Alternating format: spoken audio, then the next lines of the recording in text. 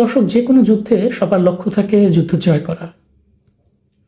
কিন্তু America, Israel এবং ইরানের মধ্যকার এই যুদ্ধে বেঞ্জামিন নেতানিয়াহুর লক্ষ্য কেবল একটি যুদ্ধ জয় করার নয়, তার লক্ষ্য হচ্ছে এই অঞ্চলে চরম বিশৃঙ্খলা সৃষ্টি করা, যার মাধ্যমে ফিলিস্তিন বা লেবানন হয়ে আরব এবং পারস্য পার করে তুরস্ক পর্যন্ত ইসরায়েলের প্রভাব বিস্তৃত হবে। সাধারণত কোনো রাষ্ট্র যুদ্ধ করে প্রতিপক্ষ রাষ্ট্রে একটি অনুগত বা পুতুল সরকার বসানোর জন্য, কিন্তু নেতানিয়াহু তেহরানে কোনো স্থিতিশীল সরকার চান না। এমনকি সেই সরকারটি যদি যুক্তরাষ্ট্রের একদম অনুগত হয় তাহলেও না। তিনি চান পুরো অঞ্চলে একটি দীর্ঘমেয়াদী বিশৃঙ্খলা বজায় থাকুক, যাতে কোনো আঞ্চলিক শক্তি ইসরায়েলের আধিপত্যকে চ্যালেঞ্জ করতে না পারে। এমনকি সকল আঞ্চলিক শক্তি যদি একসাথেও হয়, তাও যেন তারা ইসরায়েলের সামনে কখনো মাথা তুলে দাঁড়াতে না পারে। এই অঞ্চল একটা অনন্ত যুদ্ধে বিশৃঙ্খলা অবস্থায় থাকলেই শুধুমাত্র ইসরায়েল তার প্রভাব তুরস্ক থেকে শুরু করে লোহিত সাগর হয়ে পূর্ব আফ্রিকা পর্যন্ত বিস্তৃত করতে পারবে। মার্কিন যুক্তরাষ্ট্রের প্রেসিডেন্ট ডোনাল্ড ট্রাম্পের যে পরিকল্পনা, ইরানের সরকারকে দুর্বল করার জন্য কুর্দিদেরকে অস্ত্র দেওয়া, সেই বিশৃঙ্খলা তৈরির সবচাইতে সহজ এবং ভালো উপায়। এটি যেমন ইরানকে ভেতর থেকে অস্থির করবে, তেমনি তুরস্কের ভেতরে থাকা কুর্দি বিচ্ছিন্নতাবাদীদেরও উস্কে দেবে। এর ফলে তুরস্কের প্রেসিডেন্ট এরদোয়ান অত্যন্ত জটিল পরিস্থিতির মুখে পড়বেন, কারণ ইসরায়েলের এই পদক্ষেপ তুরস্কের জাতীয় নিরাপত্তার জন্য সরাসরি হুমকি। ইসরায়েল ও যুক্তরাষ্ট্রের একটি ঐতিহাসিক প্যাটার্ন বা অভ্যাস হচ্ছে, তারা কুর্দিদেরকে নিজেদের স্বার্থে ব্যবহার করে পরে চরম বিপদের মুখে ফেলে চলে যায়। 1991 সালে ইরাকে প্রথম উপসাগরীয় যুদ্ধের সময় ইরাকি কুর্দিদের বিদ্রোহ করতে উৎসাহিত করা হয়েছিল। যুক্তরাষ্ট্র এবং ইসরায়েল তাদেরকে পূর্ণ উৎসাহ দিয়েছিল বিদ্রোহ করার জন্য। তাদেরকে প্রতিশ্রুতি দেওয়া হয়েছিল তাদেরকে একটি কুর্দিস্তান রাষ্ট্র দেওয়া হবে, কিন্তু পরবর্তীতে তাদের সাদ্দাম হোসেনের বাহিনীর হাতে দমনের জন্য ছেড়ে দেওয়া হয়েছিল এবং সাদ্দাম হোসেন কিন্তু তাদেরকে একদম নিষ্ঠুরভাবে, নির্মমভাবে দমন করেছিল। একেবারে সর্বসাম্প্রতিক সিরিয়ার গৃহযুদ্ধেও কুর্দিদের ব্যবহার করার পর যখন মার্কিন স্বার্থ ফুরিয়ে গেছে, তখন তাদেরকে তাদের ভাগ্যের উপর ছেড়ে দেওয়া হয়েছে। এটা অত্যন্ত নিষ্ঠুর একটা কৌশল, যেখানে কুর্দিরা শুধুমাত্র একটা দাবার গুটি হিসেবে ব্যবহার হয় এবং শেষ পর্যন্ত তাদেরকে মুখোমুখি হতে হয় গণহত্যার। বর্তমানে মার্কিন কর্মকর্তাদের বর্ণনা একটি সূক্ষ্ম কিন্তু বিপজ্জনক পরিবর্তন এসেছে। আগে যেখানে বলা হতো আমরা ইরানের মানবাধিকার বা আন্দোলনকারীদেরকে সমর্থন করছি, এখন সেখানে তাদের লক্ষ্য হয়ে দাঁড়িয়েছে কুর্দিদেরকে অস্ত্র দিয়ে সরাসরি একটি গৃহযুদ্ধ শুরু করা। এটা প্রমাণ করে যে মানবিকতার দোহাই দেওয়াটা আসলে একটা অজুহাত মাত্র। প্রকৃত লক্ষ্য হচ্ছে ইরানকে ভেতর থেকে ভেঙে ফেলা, ইরানকে টুকরো টুকরো করে দুর্বল করে ফেলা, যাতে যুদ্ধ পরবর্তী সময়ে ইরান আর কখনো শক্তিশালীভাবে মাথা উঁচু করে দাঁড়াতে না পারে। প্রশ্ন হচ্ছে, এখানে তুরস্কের উদ্বেগের কারণটা কি? এই কৌশলে তুরস্কের উদ্বেগ হচ্ছে, কুর্দিরা যেহেতু তুরস্ক, ইরান, ইরাক এবং সিরিয়া এই 4 দেশের সীমান্ত অঞ্চল জুড়ে বিস্তৃত, তাই ইরানে কুর্দিদের অস্ত্র দিলে সেই আগুনের আঁচ, সেই অস্ত্রের তাপ তুরস্কেও লাগবে। এটি তুরস্কের জন্য সরাসরি একটি অস্তিত্ব রক্ষার লড়াই বা এক্সিস্টেন্সিয়াল থ্রেট হিসেবে দেখা দেবে। তুরস্কের একটা বড় অংশ জুড়ে কুর্দি জনগোষ্ঠীর বসবাস, এমনকি বিশ্বের সবচেয়ে বেশি কুর্দি বসবাস করে তুরস্কে। গত কয়েক দশক ধরে তুরস্কের ভেতরে পিকেকে নামক একটি সশস্ত্র কুর্দি গোষ্ঠী স্বাধীন কুর্দি রাষ্ট্রের জন্য লড়াই করছে। এই লড়াইয়ে প্রায় 40,000 মানুষ নিহত হয়েছে। তুরস্ক, যুক্তরাষ্ট্র এবং ইউরোপীয় ইউনিয়ন সবাই এই পিকেকে বা সশস্ত্র কুর্দি গোষ্ঠীকে একটি সন্ত্রাসী সংগঠন হিসেবে স্বীকার করে।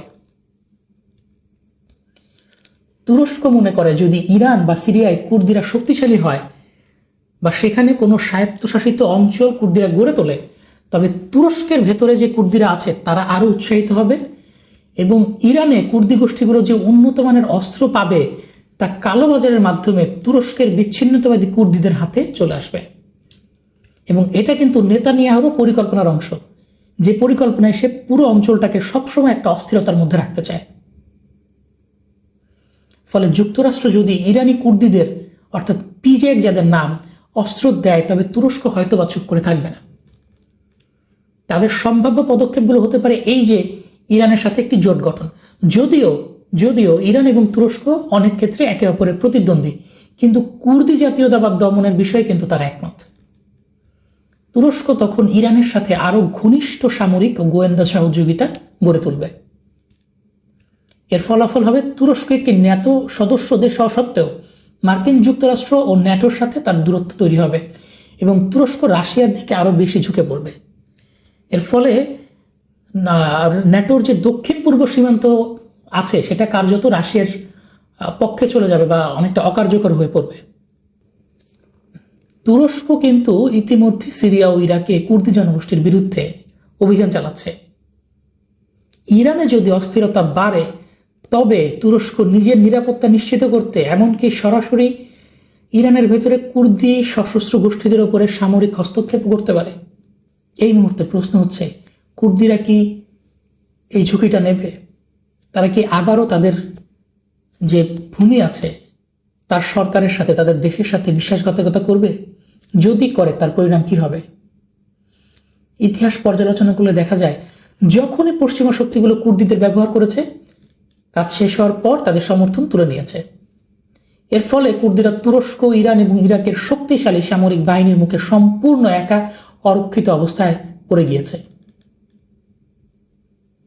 এই নিষ্ঠুর কৌশলের ফলে মার্কিন যুক্তরাষ্ট্র কুর্দিদেরকে শুধু স্বপ্ন দেখিয়েছে, রক্তের বিনিময়ে স্বপ্ন কিনেছে এবং তাদেরকে কিছুই দেয়নি। এক্ষেত্রে নেতানিয়াহু তুরস্কের জন্য একটি ভিন্ন পরিকল্পনা নিয়েছেন। নেতানিয়াহু শুধুমাত্র সামরিক শক্তি নয়, বরং অর্থনৈতিক ও প্রযুক্তিগত শ্রেষ্ঠত্বকেও অস্ত্র হিসেবে ব্যবহার করছেন। তিনি আঞ্চলিক নেতা যেমন এরদোয়ানকে বোঝানোর চেষ্টা করছেন যে ইসরায়েলের পুঁজিবাদী উদ্ভাবনী শক্তি, প্রযুক্তিগত প্রতিভা এবং পশ্চিমা বিশ্বের নেতাদের সাথে ইসরায়েলের যে সখ্যতা, এর সাথে হাত মেলালেই তুরস্কের ভবিষ্যৎ উজ্জ্বল। নেতানিয়াহু একটি ইসরায়েল নেতৃত্বাধীন নতুন ভূমধ্যসাগরীয় বিশ্ব গড়ার স্বপ্ন দেখাচ্ছেন। এটাকে বলে নিউ মেডিটেরিয়ান ওয়ার্ল্ড, যেখানে ইসরায়েল হবে এর প্রধান চালিকা শক্তি। এই ভূ রাজনৈতিক উচ্চাকাঙ্ক্ষার পথে সাধারণ মানুষের জীবন নেতানিয়াহুর কাছে অতি তুচ্ছ। গাজা বা পশ্চিম তীরে শিশু, নারী বা সাধারণ বেসামরিক মানুষের মৃত্যু তার পরিকল্পনায় কোনো বাধা হয়ে দাঁড়াচ্ছে না। যুক্তরাষ্ট্র হয়তো একটি স্থিতিশীল মধ্যপ্রাচ্য চায়, যেখানে তাদের অনুগত সরকারগুলো থাকবে, কিন্তু নেতানিয়াহুর লক্ষ্য হচ্ছে সম্পূর্ণ আলাদা। তিনি এমন এক বিশৃঙ্খলা সৃষ্টি করতে চান যেখানে ইসরায়েল হবে একমাত্র অবিসংবাদিত শক্তি, এবং বর্তমান সময়ে ইরান ছাড়া এই পরিকল্পনার সামনে আর কোনো বাধা নেই। এবং এই পরিকল্পনা বাস্তবায়নে বাধ্য হয়ে যখন ডোনাল্ড ট্রাম্প নেমেছেন, কারণ নেতানিয়াহুর হাতে রয়েছে অ্যাপস্টাইন ফাইল। এই যুদ্ধের ময়দানে নেমে যুক্তরাষ্ট্র দেখছে তারা প্রস্তুত না। একটা দীর্ঘ সময় ধরে ছোটখাটো অভিযানে লিপ্ত হয়ে থাকায় এবং ইউক্রেনের যুদ্ধে বিপুল পরিমাণ গোলাবারুদ সরবরাহের ফলে যুক্তরাষ্ট্রের নিজস্ব মজুদ এখন অনেকটাই শেষের দিকে। ইরানের মতো একটি বিশাল এবং সুসংগঠিত সামরিক বাহিনীর সাথে বড় ধরনের যুদ্ধ লড়ার জন্য প্রয়োজনীয় গোলাবারুদ বা মিউনিশন এবং লজিস্টিক সাপোর্ট বর্তমানে পেন্টাগনের হাতে নাই। যুক্তরাষ্ট্রের পররাষ্ট্র দপ্তর এবং পেন্টাগন বিদেশের মাটিতে থাকা তাদের নাগরিকদের সুরক্ষার জন্য একটা বিশেষ ব্যবস্থা রাখে, যাকে বলা হয় NEO। প্রত্যেকটা মার্কিন দূতাবাস তার অঞ্চলে থাকা আমেরিকান নাগরিকদের একটি বিস্তারিত তথ্য ভাণ্ডার বা ফরম বজায় রাখে। এতে কে কোথায় আছেন, কিভাবে তাদের দ্রুত সরিয়ে নেওয়া হবে, তার পূর্ণাঙ্গ পরিকল্পনা থাকে। উদ্দেশ্য হচ্ছে যুদ্ধকালীন জরুরি পরিস্থিতিতে দ্রুত এবং সুশৃঙ্খলভাবে নাগরিকদের নিরাপদ স্থানে সরিয়ে নেয়। এবার কিন্তু এ পদ্ধতি ব্যবহার করা হয়নি। কেন এই পদ্ধতি ব্যবহার করা হয়নি? এটা কি কোনো সাধারণ প্রশাসনিক ভুল ছিল? না, এটা ছিল একটা সচেতন সামরিক কৌশল। যদি যুক্তরাষ্ট্র আনুষ্ঠানিকভাবে তার নাগরিকদের সরিয়ে নেওয়া শুরু করত, তবে ইরান খুব সহজেই বুঝে যেত যে আমেরিকা বড় ধরনের কোনো আক্রমণের প্রস্তুতি নিচ্ছে। কারণ নাগরিকদের সরিয়ে নেওয়ার প্রক্রিয়াটি অত্যন্ত দৃশ্যমান। ইরান যদি দেখত যে মার্কিন নাগরিকরা দলে দলে দেশ ছাড়ছে, তবে তারা তাৎক্ষণিকভাবে পাল্টা আক্রমণের প্রস্তুতি নিতে পারত। এই সতর্কবার্তা যাতে ইরান না পায় সেজন্যই নাগরিকদের সরানো হয় নাই।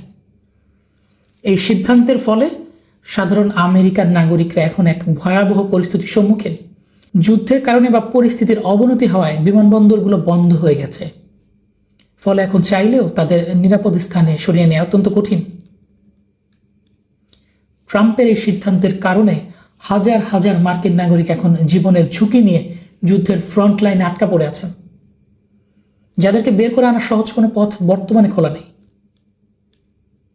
এত কিছু করে, এত প্রাণ আর ত্যাগ স্বীকার করে লাভটা কার হচ্ছে? যুক্তরাষ্ট্রের? না, এর লাভটা হচ্ছে ইসরায়েলের। প্রশ্ন হচ্ছে, ট্রাম্প কেন ইসরায়েলের জন্য যুক্তরাষ্ট্রের এত বড় ক্ষতি করছেন? উত্তর হচ্ছে যেটা আগে বলেছিলাম, অ্যাপস্টাইন ফাইল। নিশ্চিতভাবে ট্রাম্পের বহু শিশু যৌন নির্যাতন ও কেলেঙ্কারির প্রমাণ অ্যাপস্টাইনের ফাইলে আছে। সেগুলো দিয়েই মোসাদ ও নেতানিয়াহু ট্রাম্পকে নিয়ন্ত্রণ করছে। সবকিছুর মূল কথা হচ্ছে, এত যুদ্ধ, মৃত্যু, অর্থনৈতিক বিপর্যয়, সবকিছুর মূলে রয়েছে ট্রাম্পের বিকৃত যৌন লালসা। দর্শক, এই ছিল আমাদের আজকের ভিডিও। পরবর্তী ভিডিও পেতে লাইক, কমেন্ট, শেয়ার এবং সাবস্ক্রাইব করে সাথে থাকুন। আল্লাহ হাফেজ।